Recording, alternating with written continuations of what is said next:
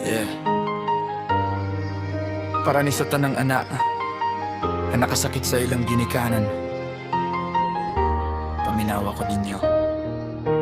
Sukat pagkabata, ulog bato ay paminaw. Bisag unsay badlong ni mama, akong tubagon nugkusog. Si papa naglisod ng itag kwarta, matag adlaw samtang ako sa gawas. Barkadaw ginom maoy giw na kanunay. Abi na kukulko, abi na kukusgan. Di mo sunod sa lagda, pirmi gyud rebelde ang pamatasan. Wala ko makakita sa luha nga gitago nila, samtang ako nagbatuyang sa sayop nga akong gipili.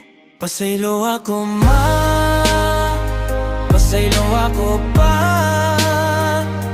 Karon ra ko nakamata sa tanan nga inyong gisakripisyo para nako ba. Supil kong anak, maldito ug masupilon. Apan ang inyong gugma nagpabiling likon. Bisan sa ang mga sala o kalapasan, gidawat gihapon ko ninyo bisan puno ko kasaypanan.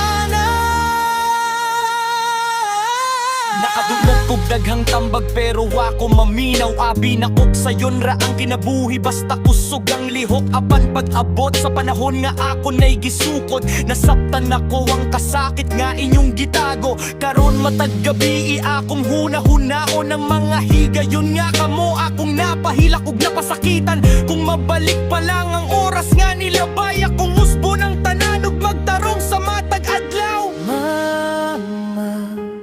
Papa, salamat sa walay kondisyon nga gugma. Bisan giyon sa ko ninyo pagbadlong sa una. Karon nasabtan ko nga para radi ay sa kong kayuhan.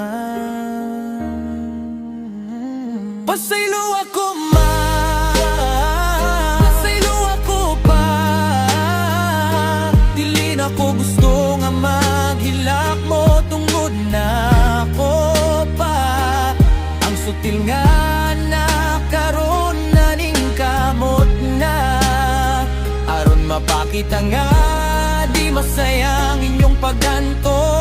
Subagigugma bisan sa pamangita ko sa unahan. Sa kaburugan kamo gihapon ang akong kusog ug kadasig kanunay. Pasaylo ako pasaylo ako pa.